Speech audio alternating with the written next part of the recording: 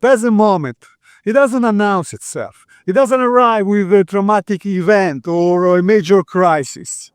It's quieter than that. It's an ordinary day. Nothing unusual is happening.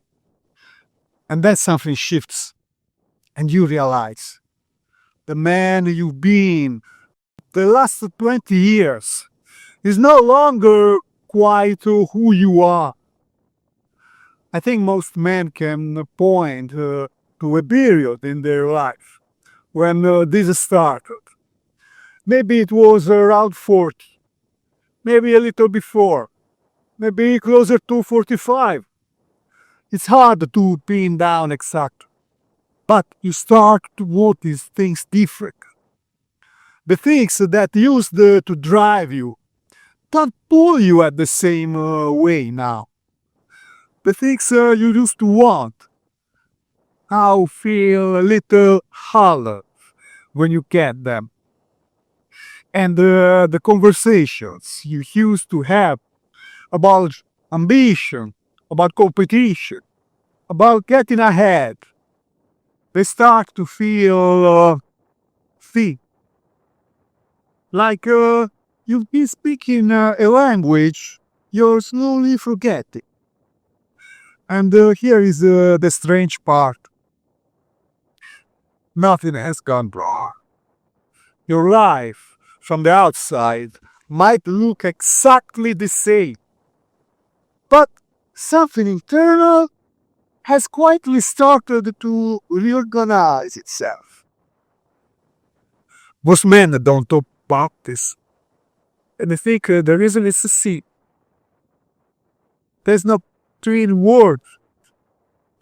It's not a depression. It's not a breakdown. It's not even unhappiness exactly. It's more like a slow loosening, like the foundation your identity was built on is still there, but it doesn't feel as solid as it once did.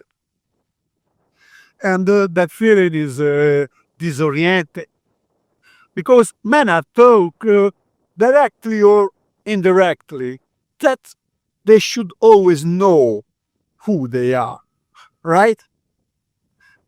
And so that uncertainty about yourself is something to fix quickly, something to be embarrassed about. So most men go quiet about. They keep performing the same role. They keep showing up the same way. But underneath something is genuinely shift. And here is where things become interesting. That shift isn't a malfunction. It's actually the psyche trying to grow, trying to move the man towards something more honest, more aligned with who he actually is, not who he needed to be. There is a concept in developmental psychology about two distinct phases of adult life. The first phase is about construction. You build, you establish, you prove yourself. You create the external architecture of a life, career, family, reputation, stability. And most men are very good at this phase.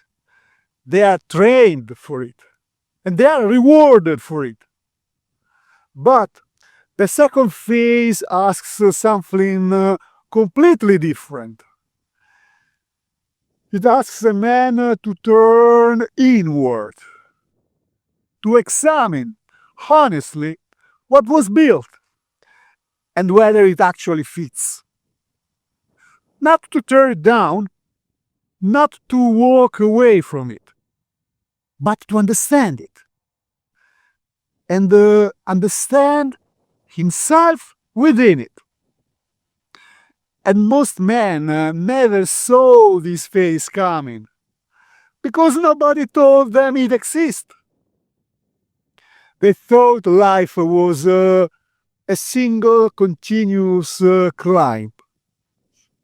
They didn't know there was a threshold somewhere in middle age where the climb becomes a different kind of journey, a different kind entirely. It's something changes after 40. And that makes this unavoidable. Because the internal pressure builds, the questions get louder, and the auto motivation stops working as reliably as used to before. And the man either starts to pay attention or he spends years confused about why nothing feels quite right anymore. And so let me ask you something. When did you last feel genuinely at ease with yourself? I'm not saying relaxed after a drink, not distracted by a screen. Actually at ease, like you were living your own life, not managing one. For a lot of men, that question lands somewhere uncomfortable. Because the honest answer is, and it's been a while.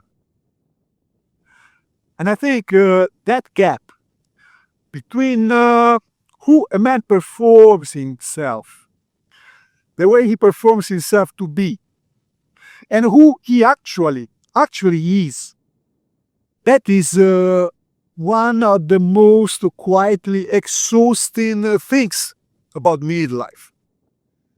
You're not blind to anyone, exactly. You're just living slightly to the side of yourself. And over time, that small distance becomes a kind of loneliness. Not the loneliness of being alone, actually. The loneliness of being surrounded by people and still feeling like nobody really sees you. Sometimes including yourself. Here is what I think is actually happening. In that moment, men realize their life is changed. It's not that the life itself is falling apart. It's that the self the man built the life around has outgrown it. Or, more accurately, the self he suppressed in order to build it is finally asking to exist. Most men never gave themselves permission to be complicated, to be uncertain, to want different things at different stages. They chose a direction early. They committed. They followed through. And those are real virtues. But the version of you that made those early choices was younger, less warm, less aware. He made the best decisions he could with what he knew. But you're not him anymore. And the moment a man realizes his life is changing is often the moment he starts to understand that the whole version of himself served a purpose.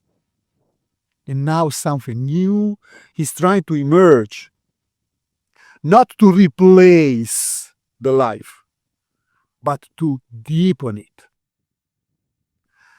Very few people talk about what comes after that realization, because the cultural story about midlife is almost always about loss, the things you gave up, the roads not taken, the youth that is behind you.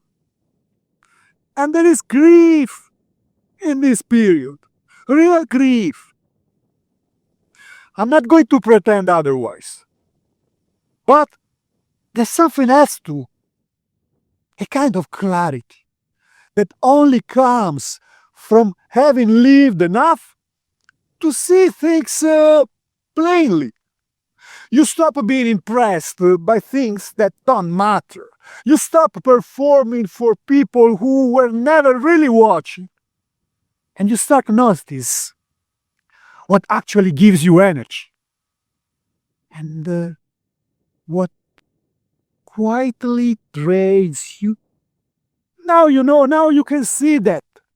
And for the first time in a long life, you start making choices that come from inside yourself. Not from fear, not from expectations, not from the script someone has handed you. That's not a crisis.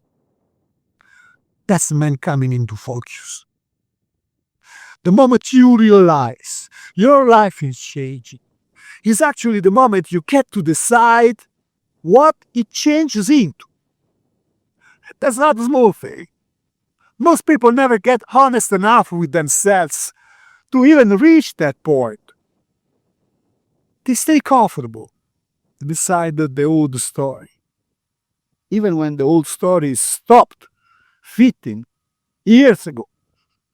So, if you are somewhere in that in-between place right now, not sure who you are becoming, not fully satisfied with who you've been, stay with it.